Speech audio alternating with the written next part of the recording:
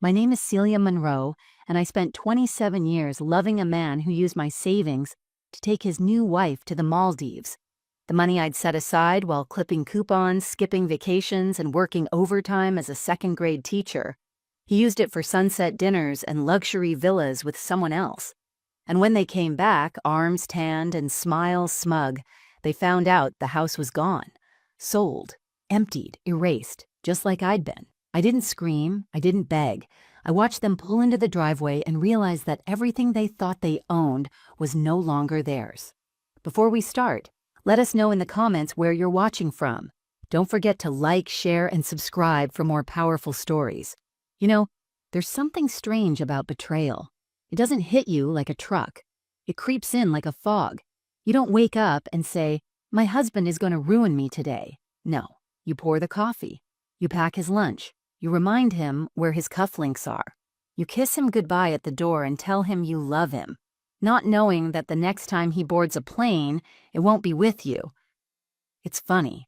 For years, I thought love meant sacrifice. I thought holding on to the marriage, the routines, the joint bank account meant strength. But love without respect is just slow heartbreak. And sacrifice for someone who sees you as invisible is not noble, it's self-erasure. Daniel and I met when I was 23. He sold me my first apartment. He was charming, ambitious, and said he wanted a woman who could challenge him. For a while, I believed I was that woman. I brought stability. He brought vision. Together, we built a life. At least that's what I thought. We had a daughter, Emily. She was the best part of our marriage. Still is. When she left for graduate school last year, I thought Daniel and I would finally have time for us. To travel, to reconnect, to live the life we delayed while raising a child and saving for retirement. Instead, I watched my husband withdraw, little by little. He worked late. He forgot anniversaries. I assumed it was stress. I blamed the market, his health, anything but the obvious truth.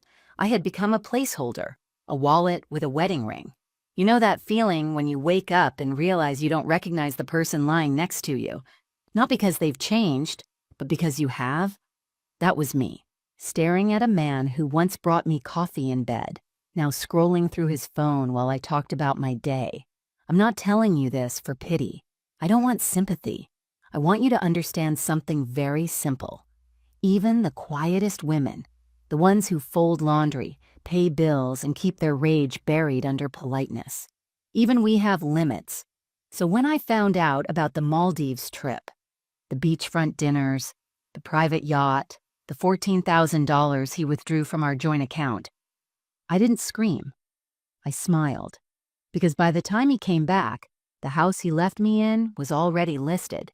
And when he stepped out of that Uber, tan and laughing with a woman half my age, his mouth dropped. The sold sign in the yard said it all. And me?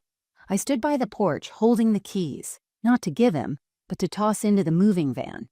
This is the story of how I lost everything I thought I needed and found something better, myself. Before everything fell apart, my life looked fine, normal even. From the outside, you'd think I had it all figured out. A comfortable home in a quiet Ohio suburb. A husband who wore crisp button-downs and smiled at church potlucks. A daughter, Emily, who called every Sunday and always said, "Love you, Mom," before hanging up. I wasn't chasing luxury. I wanted warmth. I wanted peace. And for a long time, I truly believed I had it. I taught second grade at Franklin Elementary. It wasn't glamorous, but it grounded me. My days were filled with spelling tests, missing shoelaces, and paper turkeys taped to the walls in November. I loved those kids. I knew which ones were shy, which ones needed extra hugs, and which ones never brought lunch because no one packed it for them. After work, I'd swing by the grocery store, usually clipping coupons out of habit more than necessity. I cooked dinner from scratch almost every night, partly because I loved feeding my family, partly because Daniel liked to remind me how much money we saved by not ordering out. It didn't bother me. I liked our routines. I liked us. Daniel was busy, always moving. Real estate doesn't slow down, he'd say, and I'd nod, thinking I admired his hustle. He wore expensive shoes, kept his hair neatly parted, and always knew what to say at client dinners. When people asked how long we'd been married, he'd squeeze my hand and joke, "Too long for her to back out now." We had that kind of banter. At least, I thought we did. On weekends, we cleaned the garage or sat on the porch. Emily had just moved out for grad school in Boston, and the house felt a little emptier, but I believed that was normal. I'd see her photos on Instagram, her dorm, her lab, her new friends, and feel proud. A chapter had closed, but another was beginning. I had dreams too, quiet ones. I'd saved for years, quietly stashing money away from birthday checks, holiday gifts, and a side tutoring job I never talked about. It was our savings, officially, but I knew it was mostly mine. I didn't mind. I imagined us using it one day, a trip to Maine in the fall, or maybe Italy if we got brave. I'd even printed out pictures and made a small travel board tucked behind cookbooks in the pantry. I never showed Daniel. I wanted it to be a surprise. I thought we'd grow old together. I imagined us reading on the porch, Daniel with his whiskey and me with a blanket and tea.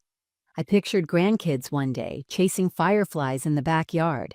It wasn't a fantasy, it was a plan. Our neighbors, the Bennetts, once said we were one of the solid couples. I remember blushing at that. Solid, safe, steady. I liked the sound of that. But now, looking back, I realize how much of that life was built on silence. Not lies, exactly, just things never said. I never told Daniel how alone I felt when he came home late without a word. I never told him how much I hated the way he'd interrupt me in front of others like I was a child.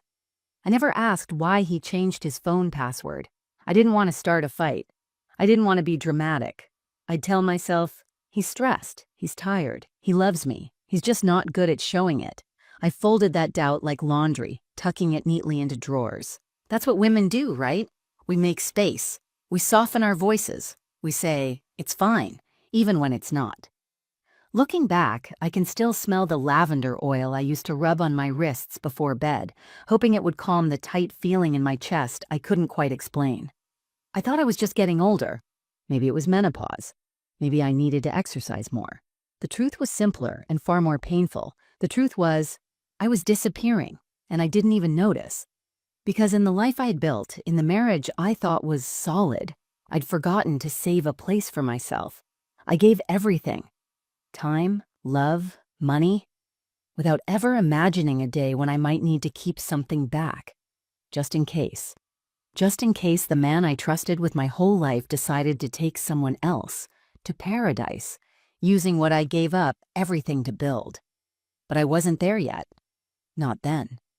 I was still the wife who made his coffee just right, left notes in his suit pocket, and smiled when he kissed me on the forehead like a brother might.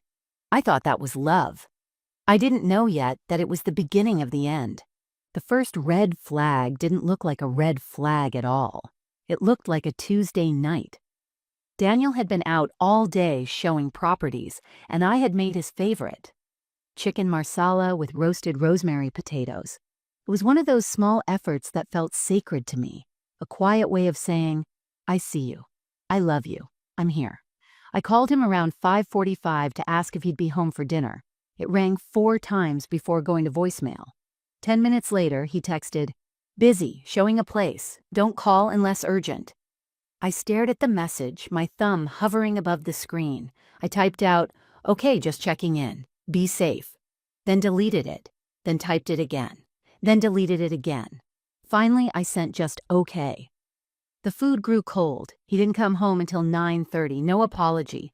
No mention of dinner. He went straight to the fridge, grabbed a beer, and turned on the game in the living room.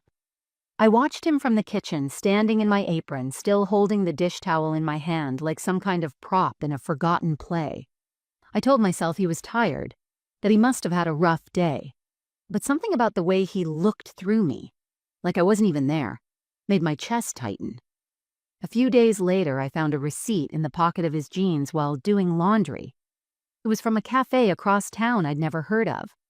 2 lattes, 1 almond croissant. Maybe he met a client. Maybe he was just hungry. I didn't ask. I just folded the jeans and slid the receipt into the trash like it didn't matter, but the shift had begun. Not long after that, I noticed he'd changed his phone password.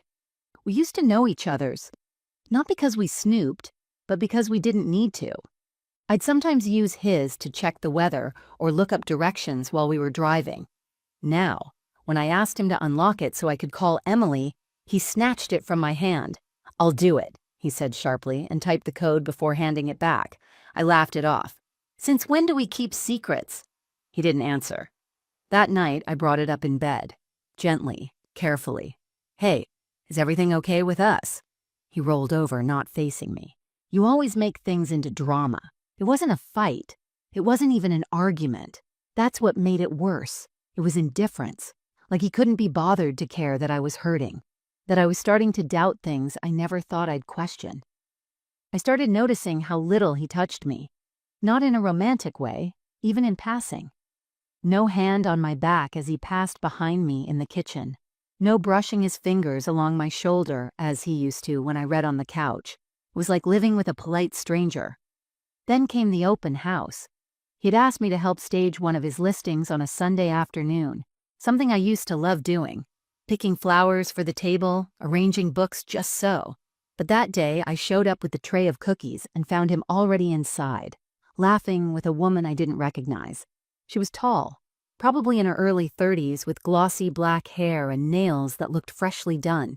She wore heels to an open house. I stood there for a second, awkward and uncertain, while Daniel waved at me without enthusiasm. "Oh, hey, this is Kara," he said. "She's helping with staging now. You didn't have to come." Kara smiled, but her eyes didn't. I handed over the cookies, mumbling something about how I had already baked them, and left. He didn't follow me out. He didn't even text. On the drive home, I cried, not because I knew he was cheating, not yet, but because I realized I didn't feel wanted anymore. I felt replaced. Not by Kara necessarily, but by his disinterest, his lack of effort, his disregard. The first red flag wasn't a scandal. It wasn't lipstick on a collar or a secret phone bill. It was silence, distance, shrinking space between two people who once shared everything, now standing on opposite ends of the same house, pretending that was normal. I didn't confront him. I told myself I was overreacting, that I was tired, that maybe I just needed to focus on myself more. But deep down, something had shifted, and I was starting to realize love doesn't feel like this. Emotional erosion doesn't happen in a single moment. It happens slowly, like waves pulling at the shoreline, gentle enough that you don't notice, but constant enough to eventually wash you away. In the months that followed that awkward open house, the silence between Daniel and me grew dense. Not angry, just empty, and that emptiness felt louder than any shouting ever could. He stopped asking about my day, stopped saying good morning. We'd eat meals in the same room without speaking. I'd cook for two, but he rarely touched his plate. Sometimes I wondered if he noticed at all that I'd started using less salt. He used to complain about sodium. Now, nothing got a reaction. One evening, I stood in front of the bathroom mirror studying my reflection. I didn't recognize the woman staring back. Tired eyes, faded smile lines, shoulders that had forgotten how to stand tall. I tried applying lipstick, a shade he once called his favorite. But when I walked downstairs and asked if he wanted to go out for dinner, he barely looked up from his laptop. Not hungry. Got emails. No compliment. No, you look nice. Not even a glance. I sat on the couch alone that night in a dress I hadn't worn in over a year. The TV buzzed in the background, but I couldn't focus on a single word. I remember placing my hand over my stomach, not because I was sick, but because it felt hollow, like something inside me had quietly left. Little things became gut punches. I'd try to share something funny a student said at school, and he'd respond with a disinterested, "That's nice." If I told him about a tough day, he'd say, "You're lucky you don't have to deal with real pressure." I started walking on eggshells in my own home. I stopped initiating conversation. I told myself he was just stressed, that business was hard lately, that maybe he was going through something he didn't know how to express. But deep down, I felt it. I was being erased. He didn't criticize me. He didn't yell. He just excluded me. Emotionally, physically, spiritually, I wasn't his partner anymore. I was a background character in his story, someone he used to know. We used to laugh over board games on weekends. Now, he played poker with colleagues online. We used to plan summer getaways, even if it was just a cabin a few hours away. Now, he talked vaguely about maybe getting away by himself for a bit. We used to share a bed like lovers. Now, we slept like distant roommates. Back to back, or not at all. Once I tried to initiate intimacy. I reached out, gently placed my hand on his chest in the dark. He shifted away without a word. My hand dropped like a dead weight onto the sheets, and I just stared at the ceiling for the rest of the night, my heart breaking without sound. It was death by 1,000 little absences. At school, my coworkers started asking if everything was okay. I smiled too hard, said I was just tired. I started staying late in my classroom. It was easier to be around children than to go home and feel invisible. Emily called one weekend and asked if Dad was around. I said, "He's out." She hesitated. "He's been out a lot lately." I brushed it off, changed the subject. I wasn't ready to say it out loud, that something in our marriage had cracked wide open, and neither of us was trying to patch it. I even started to question myself. Was I boring, too plain, too predictable? I bought new clothes, changed my hairstyle, signed up for a cooking class. He didn't notice a single change, and that hurt more than any cruel word. The house began to feel colder, even in summer. I kept the windows open longer just to hear birds or distant traffic, something that reminded me I still existed. Some nights, I stood barefoot in the kitchen at 2 a.m., drinking water I didn't need, just to feel something. The tiles beneath my feet, the cool air, the stillness, they were the only things that didn't ignore me. It wasn't just that Daniel had grown distant. It was that I had disappeared, and no one, not even the man who vowed to love me forever, seemed to notice I was fading. It was a Saturday afternoon in early spring when it happened, the moment that broke whatever thread of dignity I had left. The air was warm for April, and the sun made everything look deceptively hopeful, like life was blooming again. But for me, that day marked a very different kind of awakening. Daniel and I had been invited to a neighborhood barbecue hosted by our friends, Mark and Denise, people we'd known for over a decade. We used to play cards with them every other Friday night. They knew Emily when she still wore braces and carried a stuffed elephant everywhere. I hadn't seen them in a while, and I almost declined the invitation, but Daniel insisted we should go. For appearances, he said. That phrase felt like a slap. I remember standing in front of the mirror that morning, taking extra time with my hair. I wore a soft green blouse and white linen pants I hadn't dared wear in years. I told myself it was just a gathering, but secretly I hoped he'd notice, that he'd look at me and remember who I was, who we were. He didn't. He barely looked at me. The moment we arrived, he drifted off with a group of men by the grill. I stayed near the women, sipping iced tea, nodding along to stories about vacations and remodeling projects. Denise came over and gave me a warm hug. "You look lovely, Celia," she said. "So good to see you two together. You've been so quiet lately." I smiled. "Too big." "Just busy," I said. "You know how life gets."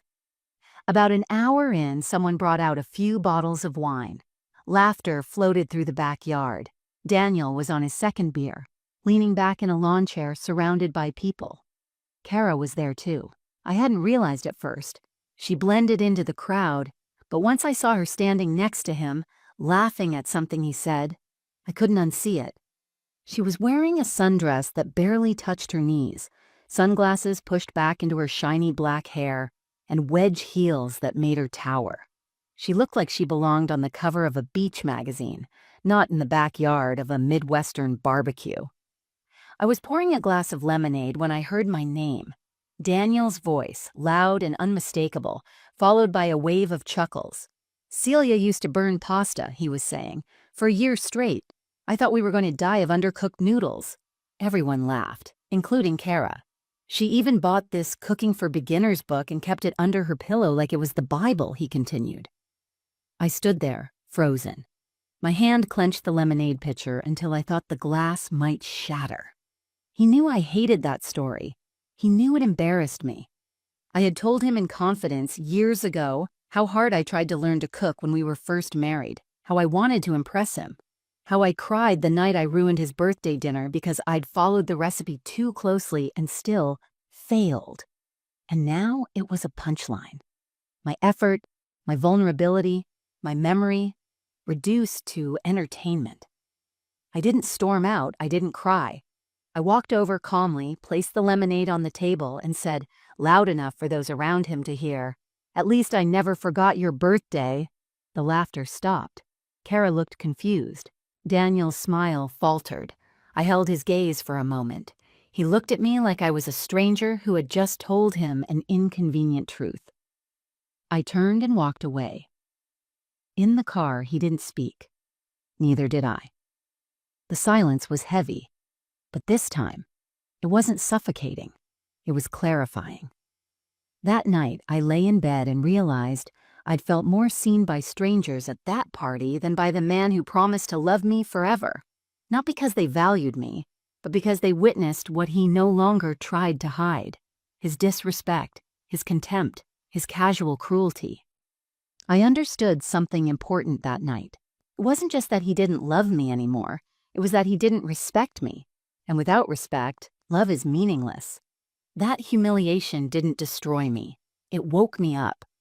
It was the moment I stopped trying to win him back and started remembering who I was before I forgot myself trying to keep him. 2 weeks after the barbecue, I found a folded note on the kitchen counter.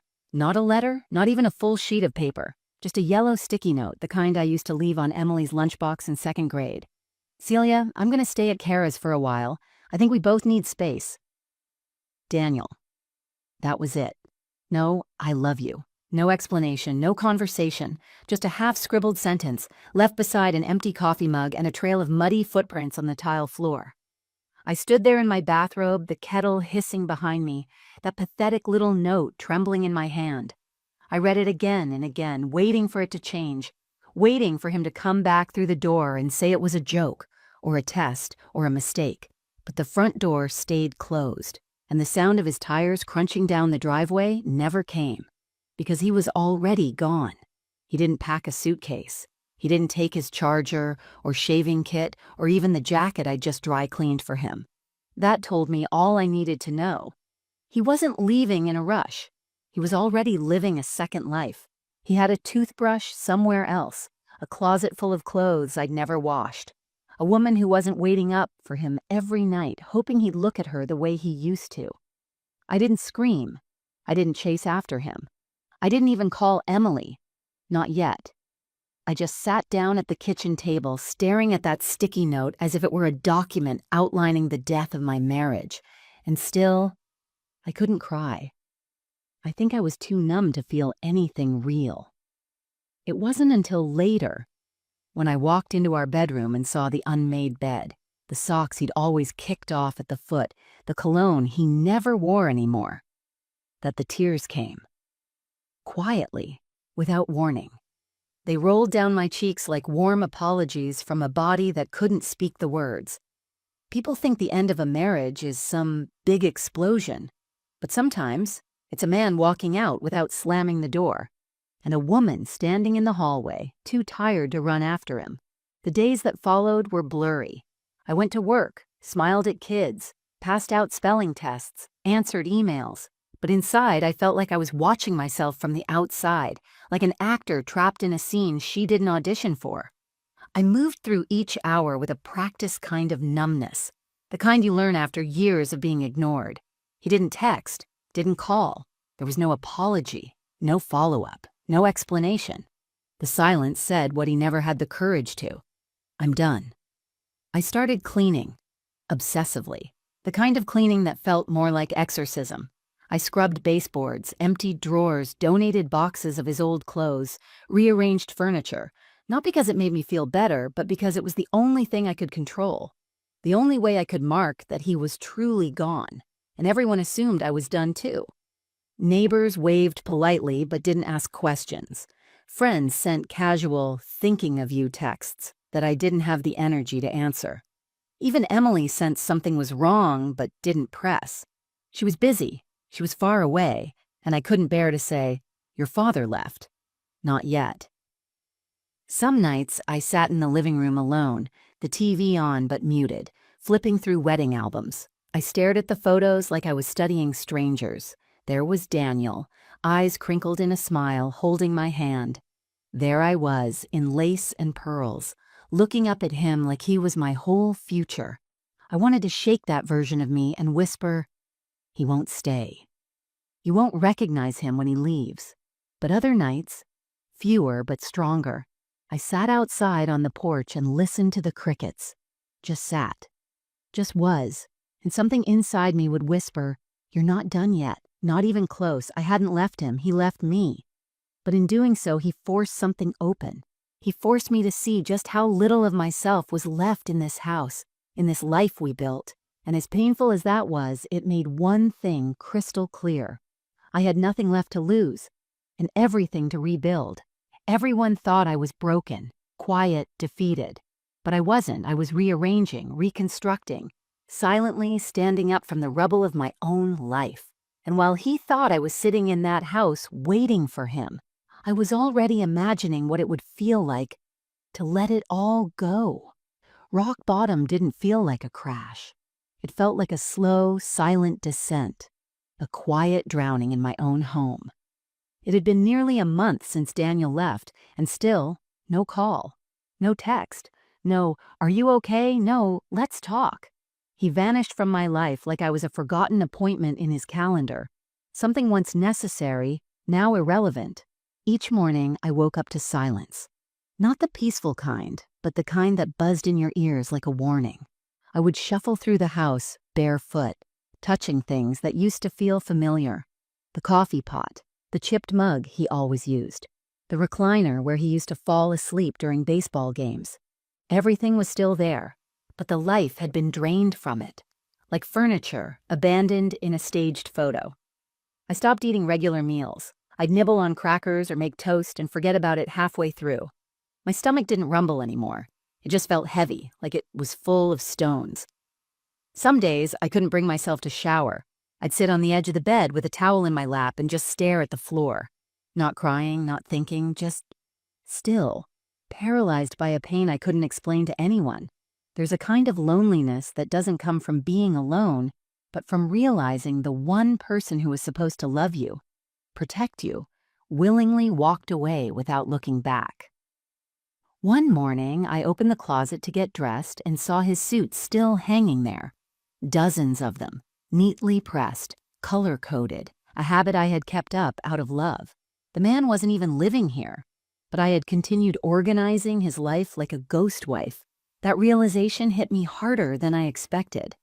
I sat down right there, on the floor of the walk-in closet, and finally, sobbed. Not the quiet tears I'd let slip in the shower. This time, it was guttural, loud, ugly. My face buried in one of his blazers, breathing in whatever scent was left. The faintest hint of his cologne, the one I used to pick out for him every Christmas. I cried for everything, for the girl I used to be, for the woman I became, for the time I wasted loving someone who saw me as disposable, for the years I spent being dependable, kind, supportive, and invisible. I didn't hear the phone ringing in the other room. I didn't care. I sat there until my throat ached and my hands shook from holding myself too tightly. Later that night, I tried to call Emily. She answered on the third ring. "Hi, Mom. Everything okay?"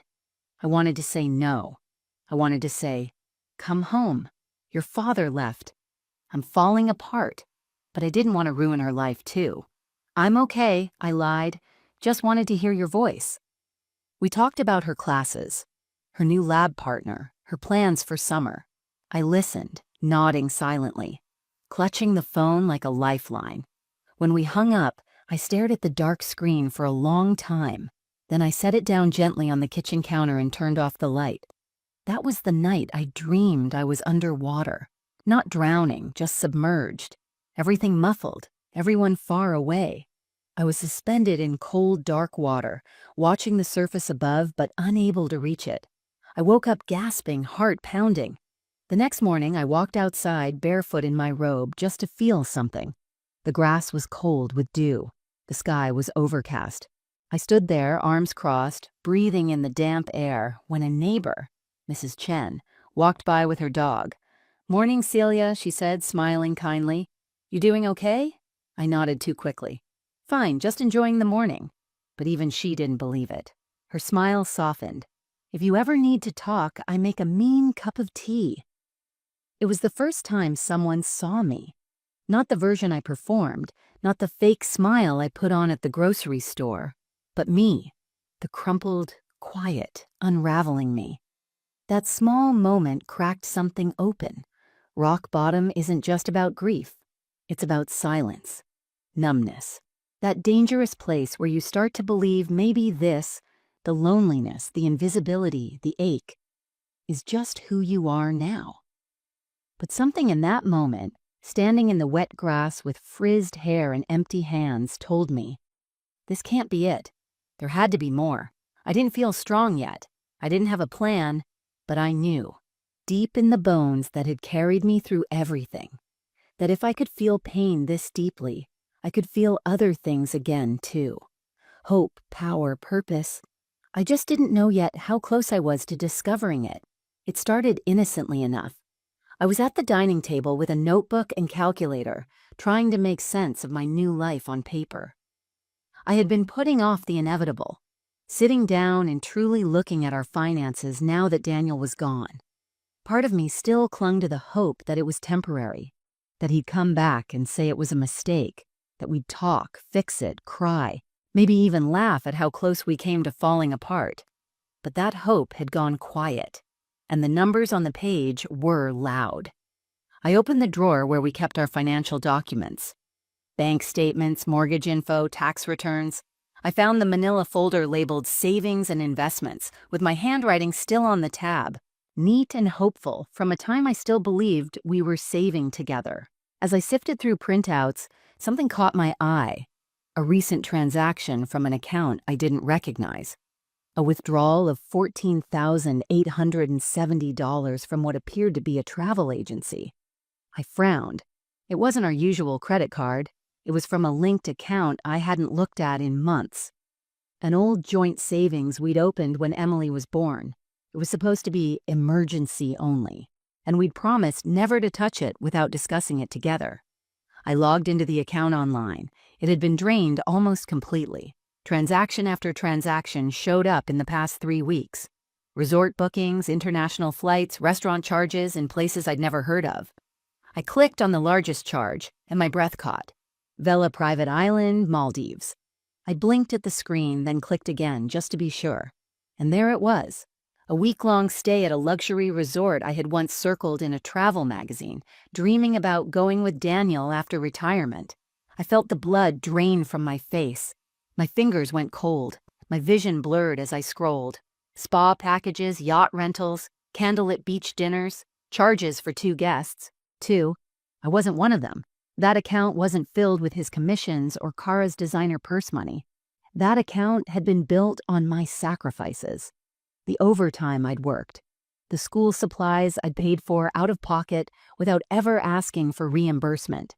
The summer camps I declined so we could save just a little more. That money was mine. Ours, technically, but mine in soul. And now it had paid for them. I stared at the screen for what felt like hours, unmoving. Then I opened Facebook. Something in me, a buried instinct, needed confirmation. Kara had an open profile. She never changed her settings. I clicked. There they were. Photos perfectly lit from a resort that looked exactly like the one in the transaction. Daniel with his arms around her on a boat. Kara holding a cocktail against a turquoise horizon. A short video of them clinking glasses at dinner with the caption, "Nothing heals the soul like the ocean," and love. A red heart emoji. Dozens of likes. I didn't cry. I laughed. One of those sharp, disbelieving, bitter laughs that bursts out when the pain is too big to process. So this was it. The end of my marriage wasn't marked by a signed divorce paper or a screaming match. It was this. A romantic beach getaway paid for by a woman he discarded like a coat that had gone out of style. I leaned back in the chair, my hands still shaking, and felt something shift inside me. This wasn't heartbreak anymore. It was insult. It was theft. It was betrayal so deep, it pierced through decades of history, memories, and motherhood, and for the first time since he left, I wasn't paralyzed. I was awake. The illusion had shattered. The lies were exposed. I wasn't confused anymore. I wasn't wondering if I had done something wrong, or if I hadn't tried hard enough, or if I'd missed a chance to save us. I saw clearly now. He hadn't just left me. He used me. And now, I was done pretending to be the quiet, forgiving woman who made it easy for him. I closed the laptop. I stacked the documents. I took a deep breath. He thought he left me in that house, lost and broken. He had no idea I had just found everything I needed to begin again. The day after I discovered Daniel's betrayal, the photos, the stolen savings, the exotic vacation that had been my dream, funded by my sacrifices, I didn't collapse. I didn't scream, cry, or crumble into 1,000 pieces like a woman in a movie. I woke up, not in the dramatic, cinematic sense. There was no thunderclap moment, no slow pan to my face with swelling background music. Just a quiet click inside me, like a switch being turned for the first time in years. I got out of bed at 6 a.m, the same time I always had. I brushed my teeth, I pulled my hair back, and then I did something I hadn't done in weeks. I looked in the mirror and held my own gaze. I stood there, silent, studying my face like I hadn't seen it in years. The fine lines, the tired eyes, the softness around my jaw that didn't used to be there. I didn't hate any of it. I didn't wish to be younger or prettier or sharper. I just saw myself, clearly, fully. I was still here, still standing, still me. And that realization changed everything. I went into the kitchen and brewed a cup of coffee. Not for anyone else, not as part of a routine, not to serve someone else's day, but for me. I drank it slowly by the window, wrapped in a blanket, watching the sun rise through the trees behind our backyard. The same trees I'd watered and trimmed and talked to when no one else was listening. That morning, I opened my laptop, not to check social media, not to look at Daniel's trail of humiliations, but to look at my bank accounts, to see what I still had, what I could build from, what parts of my life hadn't been stolen, only sleeping. I started making a list.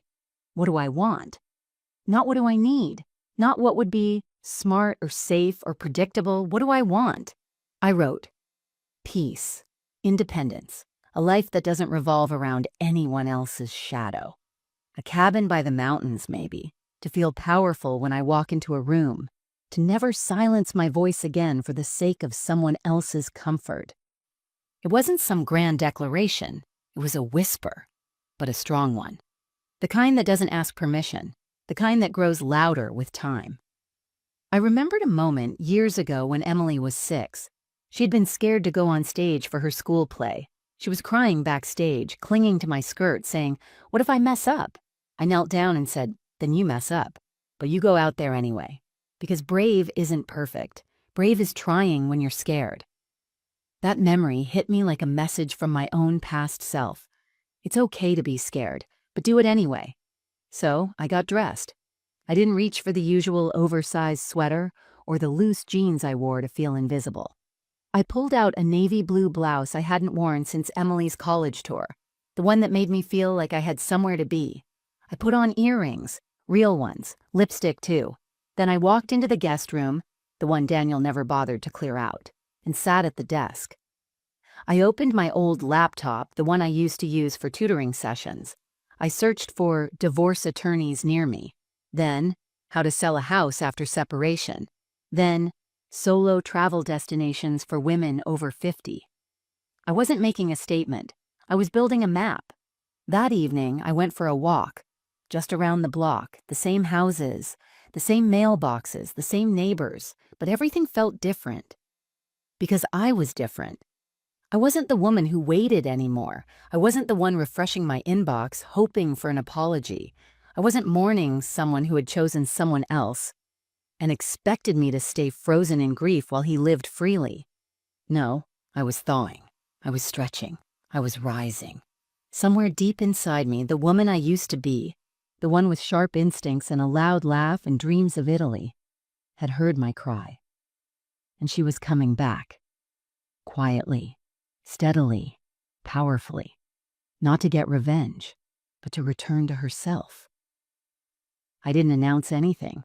There were no angry texts, no warning phone calls, no social media declarations, no "you'll regret this" speeches or teary confessions. What came next wasn't revenge. It was reclamation. My silence wasn't passive. It was strategy. After my awakening, I spent a week quietly building the foundation of a new life, brick by brick. Not for show, not for Daniel, but for myself. The first step was calling my cousin Angela. She worked in real estate and had always said, "If you ever want to sell the house, I'll help." No pressure. I'd laughed it off every time before. This time I asked for a meeting. Angela was sharp, fast-talking, and fiercely loyal.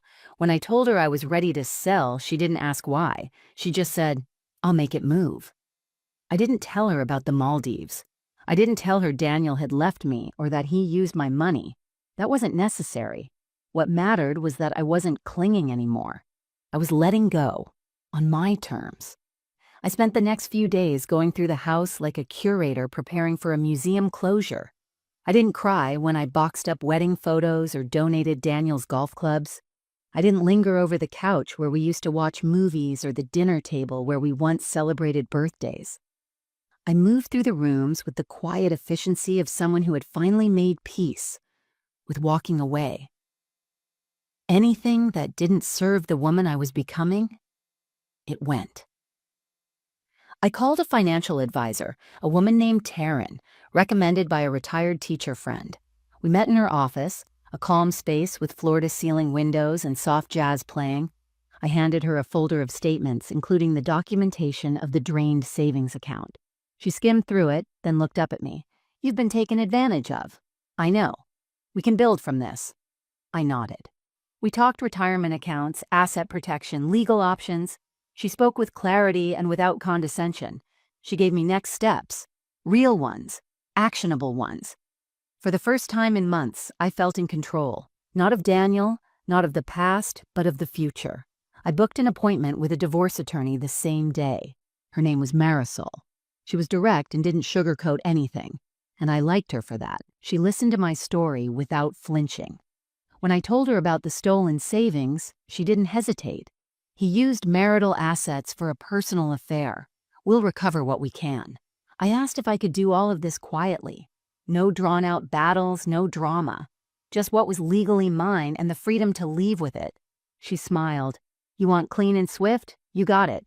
Back at home, I began packing my life into two categories: keep and release, not just physical items, but emotional anchors. Guilt, release, blame, release. The constant need to explain myself, release. In the garage, I found a dusty journal from the year Emily started high school. Flipping through it, I saw entries written by a woman still fighting to matter in her own home. A woman who stayed up all night planning birthday surprises for a man who barely remembered the date. I closed the journal, not out of pain, but closure. That version of me deserved better. I whispered, "Thank you," and placed it in the release box. At night, I made lists. Not to-dos, but possibilities. Places I could move, things I wanted to learn, books I never read, skills I shelved for years. I kept it taped to the fridge, and every morning I'd read one line aloud like a promise to myself. Daniel never called, not once. Maybe he thought I was quietly suffering, lost in the ruins he left behind. Maybe he assumed I was frozen in grief, too meek to act. I didn't care what he thought, because while he was lounging on beaches and sipping overpriced cocktails, I was preparing for something he would never see coming. A woman no longer waiting, a woman who didn't raise her voice. She raised the stakes. My setup wasn't loud, it wasn't cruel. It was silent, deliberate, and powerful. Because true transformation doesn't beg to be noticed, it just gets to work. It was subtle at first, like the hush before a storm. The kind of shift you don't see until it's already taken root. The moment when silence stops meaning weakness and starts meaning control. I didn't tell Daniel I'd listed the house. I didn't tell him I'd hired a divorce attorney, or that I had begun the legal process to separate assets, or that I'd frozen what remained of our accounts. What he didn't know was that every time he failed to check in, every time he assumed I'd just sit in that house waiting for him like some abandoned relic, he gave me more power, and I used it. While he lounged under the Maldivian sun with Kara, posting filtered pictures of their beachfront dinners and matching linen outfits, I was finalizing paperwork with Angela, the realtor. We agreed to a quiet, expedited listing. No open houses, only vetted buyers. The market was hot. It sold in 6 days. I stood in the backyard the day the final offer came in, hands tucked into the sleeves of my cardigan, watching wind roll through the maple trees, the same trees Daniel used to hang Christmas lights from, the same yard where Emily learned to ride a bike. I expected to feel sadness. Instead, I felt space, a clearing. That house didn't feel like mine anymore. It hadn't in a long time. A week later, Daniel finally reached out. "Hey, I might swing by the house to pick up some of my stuff. Should be quick." No hello, no how are you. Just the casual arrogance of a man who thought the world remained on his schedule. I didn't respond right away. I waited 3 hours. Then I texted back. "You'll need to coordinate with my attorney. The property is no longer in our possession." His response came fast this time. "What are you talking about?" I didn't answer. I didn't need to. For years, I had lived in his rhythm, responded quickly, soothed egos, filled in emotional gaps he left wide open. But now, I'd become something he didn't know how to deal with. Unavailable. The next day, I received a call from his lawyer. Apparently, Daniel had concerns about the house sale and wanted clarification on asset distribution. Marisol, my attorney, responded professionally and firmly. Everything had been done legally. His lack of involvement was not my burden. I imagined him pacing somewhere, voice raised, trying to explain to Kara why the house he left me in had been sold, why there was no key waiting, why the door he once slammed shut behind him now belonged to someone else. Let him explain. Let her understand who she'd really chosen. And that's when I realized the power had shifted. Not because I'd humiliated him, not because I'd outmaneuvered him, but because he no longer controlled the narrative. He wasn't the man who left his wife for a better life. He was the man who underestimated the woman he left behind. Emily came home for the weekend just after the house sale finalized. We were sitting on the floor of my temporary apartment, eating takeout from a Thai place around the corner, when she looked at me and said, "You seem lighter." I smiled. "I feel like I can breathe again." She reached for my hand. "I'm proud of you, Mom." And for the first time in a long while, I believed I deserved it. I hadn't screamed. I hadn't chased. I hadn't pleaded. I had simply acted. And that was something Daniel never saw coming. He had mistaken my silence for surrender, my stillness for fragility. He forgot the most dangerous kind of woman is the one who rebuilds herself without asking permission. The people who once pitied me, neighbors, coworkers, even family, started to look at me differently. Not as the one who got left, but as someone who chose not to stay stuck. I had gone quiet. Not because I was weak, but because I was watching, planning, becoming. And by the time Daniel realized the ground beneath him was shifting, I had already walked away from the rubble, head high, hands clean and free.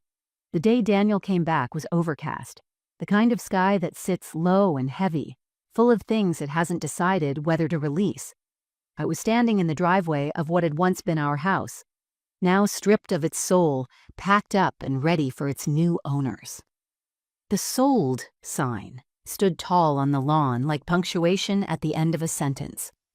I didn't expect him to show up that afternoon. The sale was done. The movers were already on their way. The keys had been transferred. I had nothing left to say. And apparently, that was the exact moment he decided to come around. His black Lexus pulled into the driveway like he still belonged there. Like the past 6 months hadn't happened. Like the Maldives, Kara, and that yellow sticky note had been figments of my imagination. When he stepped out of the car, he looked different, slightly thinner, a few more grays in his beard. He wore a leather jacket I didn't recognize and mirrored sunglasses, which he took off the moment he saw me standing by the garage, clipboard in hand. "Celia?" His voice was casual, confused. "What's going on? Why is there a moving truck here?" I didn't answer right away. I wanted to take him in, really see him. This man who once knew how I took my coffee, who once promised to love me in sickness and in health, who used my savings to romance a woman I'd never met, and who didn't think I'd ever fight back. He looked around the yard like he was the one who had been betrayed. "You sold the house?" "I did," I said, calm and firm. "2 weeks ago, closed yesterday." "You sold it? Without even telling me?"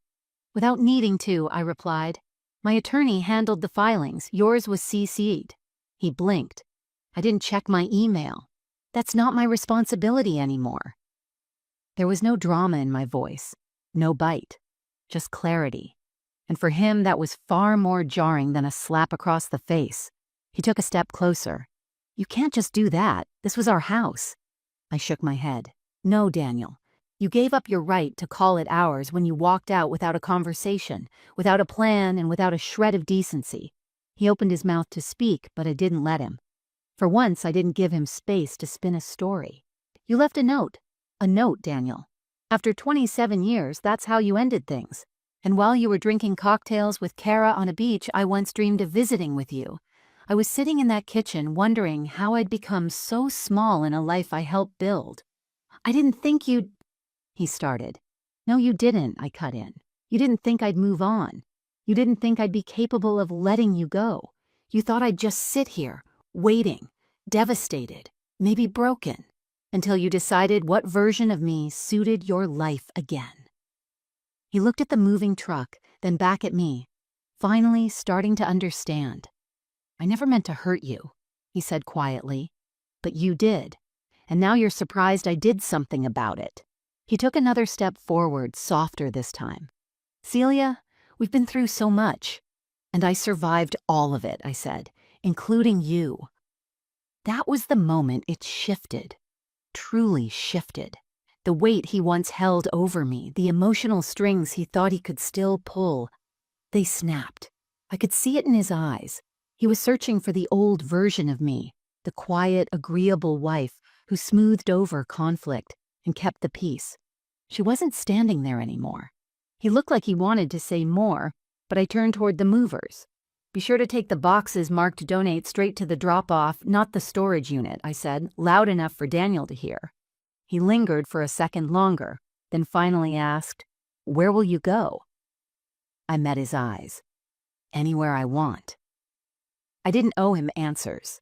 I didn't owe him closure. What I gave him that day wasn't confrontation. It was a mirror. And for the first time in a long while, he had to face what he'd done, what he'd lost. I walked away without looking back, because the most powerful thing I could say was nothing at all. And sometimes, silence is the loudest truth there is. 2 weeks after the confrontation, I received a letter in the mail from Marisol, my attorney. It was crisp, neatly folded, and stamped with the words, "Time-sensitive, legal documents enclosed." I opened it slowly, half expecting just another update on paperwork. But what I found inside was the final unraveling of Daniel's carefully maintained facade. Along with the official divorce filings and property transfer records, there was an enclosed letter from the bank. Confirmation that legal action had been approved to reclaim misappropriated marital funds, specifically the nearly $15,000 Daniel had withdrawn from our joint savings account, the one he used to whisk Kara off to the Maldives. Marisol had been working behind the scenes while I quietly sold the house and split the rest of our assets.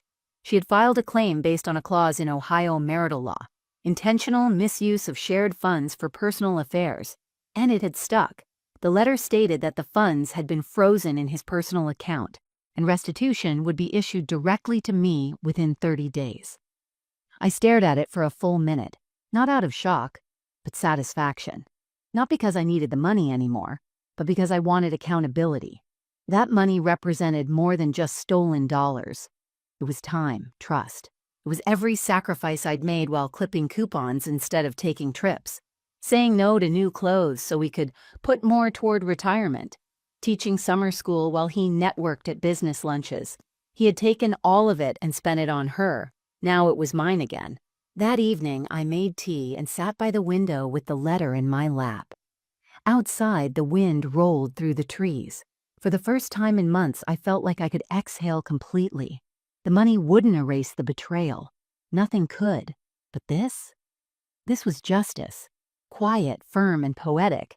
I didn't reach out to Daniel. I didn't have to. News like this travels fast, especially when lawyers are involved. But I did hear from someone else. It started with a voicemail.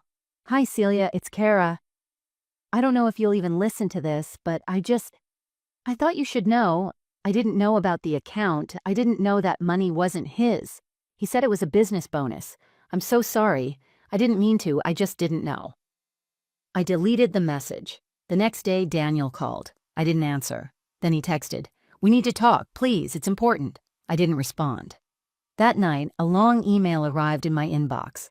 5 paragraphs, apologies, excuses, nostalgia, a poor man's attempt at redemption. "I never meant to hurt you." I was confused. "Things with Kara aren't working out. Maybe we rushed into it." I read it once, then again. Then without a word, I hit delete. This was my justice. Not the legal win, though that mattered. Not the money, though it had weight. My justice was in knowing he had finally come to understand what he lost. He lost the woman who carried him through every lean season, who held the family together when he was too proud to admit mistakes, who sacrificed her own dreams so he could build his. And now, he had no wife, no house, no money he could touch. Kara left him shortly after. Mutual friends confirmed it. She moved back to her hometown in Indiana, apparently told people he wasn't who she thought he was. I almost felt bad for her. Almost. Daniel now lives in a small apartment above a vape shop on the edge of town. No lawn, no porch swing, just fluorescent lights and cheap blinds. And me? I'm living proof that a woman can be destroyed and rebuild herself from the ground up, stronger than before, not with rage, not with revenge, but with resolve. My final justice wasn't that Daniel lost, it was that I won. On my own, without begging, without breaking, and without ever lowering myself to his level. I took back what was mine, and more importantly, I took back me. About a month after the funds were returned and the divorce paperwork had been finalized, I received a call I wasn't expecting. It was from Emily. "Hey, Mom, I was thinking, would it be okay if I came home for the weekend?" Her voice was casual, but I could sense something deeper, something unspoken. I hadn't seen her since the house was sold. She'd visited during the packing, helped me tape up old boxes of childhood trophies and yearbooks, but she hadn't yet visited the small cottage I was renting on the edge of town. My new beginning. "Of course," I said. "I'd love that." She arrived on a Friday evening with an overnight bag and a small bouquet of flowers. Sunflowers. My favorite. The moment I opened the door, she pulled me into a long hug, tighter than usual, like she didn't want to let go. "Nice place," she said as she stepped in. "It feels calm." "It is," I said. "It's not big, but it's mine." We spent the evening cooking together in the tiny kitchen. I let her chop vegetables while I stirred the pot on the stove. We fell into the rhythm we always had. Effortless, natural, comforting. We laughed more than we talked about anything serious until we sat down to eat. That's when she looked at me, really looked at me, and said, "Dad called me." I put my fork down slowly. "He said he's sorry, that he messed up, that he didn't realize how much damage he'd done until it was too late." I didn't respond right away. I just nodded, letting the words hang in the air. "He asked if I thought you'd ever want to talk," she added quietly. I told him I didn't know. There was no malice in her voice. No agenda. She wasn't pushing anything. She was just caught in the middle, the daughter of 2 people whose love story had turned into a cautionary tale. "I don't hate him," I said after a long pause, "but I don't need anything from him either." Emily nodded. "I figured, but I told him I'd pass it on." After dinner, we curled up on the couch with mugs of tea and an old movie playing softly in the background. She asked about my new job. I'd started tutoring part-time again. And about the book club I'd joined at the library. I told her about the neighbor next door who had a cat that always wandered into my garden. We laughed. We shared stories. But underneath it all, I knew she was watching me, trying to figure out if I was okay, and I was. Later that night, while we were brushing our teeth side by side in the bathroom, she glanced at me in the mirror and said, "You're different." "Different how?" "I don't know. Lighter, stronger. You don't seem afraid anymore." I looked at her reflection and smiled. "That's because I'm not." And it was true. The version of me Daniel had left behind was gone. The woman who second-guessed her worth, who measured her value by her husband's attention, who silenced her discomfort for the sake of keeping peace. That woman had been replaced by someone who knew how to stand alone, someone who didn't need to be chosen to feel complete. That weekend, Emily stayed up late with me, talking about her future. She confessed she was thinking about switching her grad focus, that she wanted to move out of Boston, maybe closer to home. Not for me, she insisted, but because she was ready for something different, something quieter. "Wherever you go," I told her, "you'll figure it out. Just don't ever let someone else decide what your life is supposed to look like." She nodded, eyes glossy. "You didn't just survive this, Mom. You rebuilt. That's brave." The next morning, after she left, I sat on the porch and watched the sunrise over the trees. I thought about Daniel, not with anger, not with longing, but with distance. He was part of my story, yes, but he no longer defined it. He had tried to return through Emily. Maybe someday he'd try more directly. But it didn't matter. I didn't need an apology. I didn't need validation. I had peace. Real peace. The kind that doesn't come from other people doing the right thing, but from you choosing yourself even when no one else will. Let him call. Let him regret. I didn't need him back, because I had found me. The morning I officially moved into my new home, I woke up before the sun. It was quiet. The kind of quiet that doesn't feel empty, but earned. I stood barefoot on the wooden floor of the little living room wrapped in an old quilt my mother had stitched when I was a teenager. For the first time in what felt like years, I felt rooted. Not to a house, not to a marriage, not to a title like wife or Mrs. Monroe, but to myself. There was no rush, no errands, no one waiting on breakfast or expecting a schedule. Just me, the soft hum of the morning and a cup of hot tea warming my hands. I stepped out onto the porch, inhaling the cool air of early spring. The sky was painted in delicate shades of lavender and coral, slowly unraveling the night. In that stillness, I reflected not just on the past year, but the woman I'd become. If someone had told me a year ago that I'd be standing alone in a different home, no Daniel, no our plans, no shared everything, I would have felt terrified. I spent nearly 3 decades building a life around someone else's needs, routines, and moods. I wore loyalty like armor. I stayed quiet when I should have spoken. I lowered my volume, my hopes, even my needs, all in the name of keeping peace that wasn't real. I thought strength meant staying, but I know better now. Real strength was found in leaving, even when I didn't have all the answers. Real strength was discovered in moments when I could have begged, but chose instead to breathe deeply and say nothing. In every step I took away from what hurt me, I came closer to who I was meant to be. I used to think I needed closure from Daniel. I thought I needed him to see me, to regret what he did, to recognize what he threw away. But closure didn't come from his guilt. It came from my clarity. Clarity that I had loved fully, that I had given honestly, that I had stayed long past when it was good for me, and that I survived the unraveling. That was enough.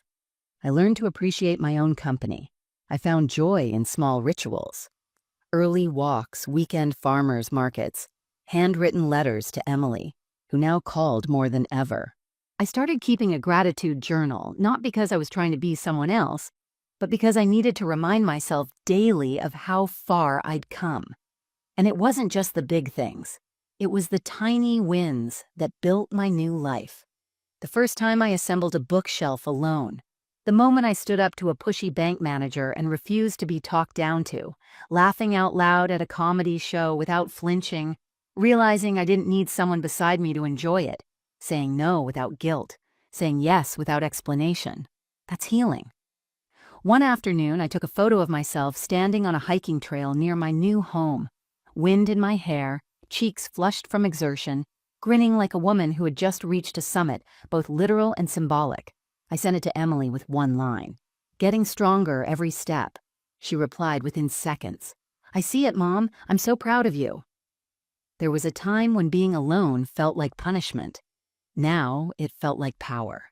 Daniel was no longer the villain in my story. He was simply a chapter. A long, painful chapter, yes, but one that taught me more than any joyful moment ever could. He showed me what I was not, and because of that, I found who I am. As the sun climbed higher over the horizon, I picked a wildflower growing near the porch. Just a simple purple bloom. I tucked it into my hair and smiled, not because someone would see it, not for photos, not for a husband's praise, but for me. Because I still deserved beauty. I still deserved joy, even and especially after the storm. I closed my eyes and whispered a quiet promise to myself. Never again will I forget my own worth. And with that, I stepped into the day, whole, steady, free.